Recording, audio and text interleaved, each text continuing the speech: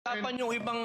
And for the record, Mr. President, I still have the floor. Gusto ko po sanang ireklamo si Senator Pangilinan sa pagsigaw. Meron po ba siya rules natin na sinasabing pwede mong sigawan ng kapwa mo senador? Standing is a committee this matter was already referred to the Committee on Rules. And any on all such manifestations should have been referred to the Committee on Rules. Senator Pangilinan, Senator Lacson gave several privileged speech, even if the matter was already referred to the committee report. I understand, Mr. As a matter of tradition, I understand, Mr. we allow that. Ginoong Pangulo, nilabas yung warrant of arrest kagabi lang, tapos na tayo dito. Yeah. I Yes, that's why understand. this. Na sinabi po na yung warrant of arrest ay tunay. I understand, Mr. President, and therefore I'm appealing that perhaps this matter should be tackled in the committee rather than in this in plenary so that we can address other concerns, Mr. President. The appeal- And the for the appeal- record, Mr. Paano natin pag-uusapan yung ibang... And for the record, Mr. President, I still have the floor. And for the record, Mr. President, we voted against resolution number 44.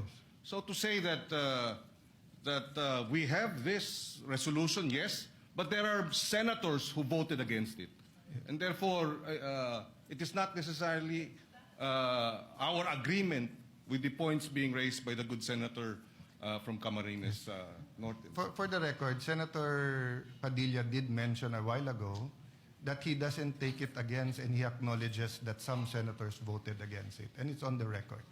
Having said that, the appeal is noted, but I just like to mention that we usually give each other leeway depending on the importance of the matter, and the threat to Senator Bato is live.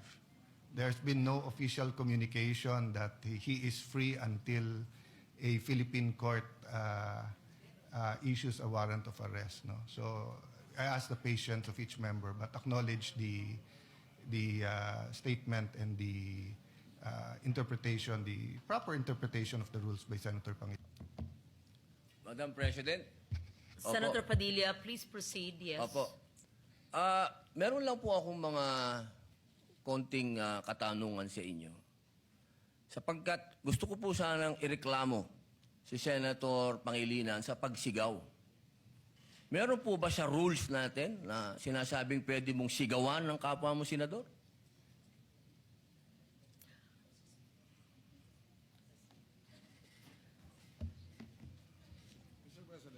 Narinig ko yung malakas na boses ni Senator Kiko Pangilinan. Alam ko na si Senator Pangilinan ay dating galing sa broadcasting, baka nag-modulate.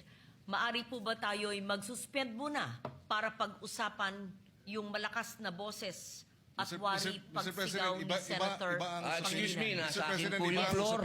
Senator Padilla has excuse the me. floor. The chair is answering the question of Senator Padilla. Session is suspended.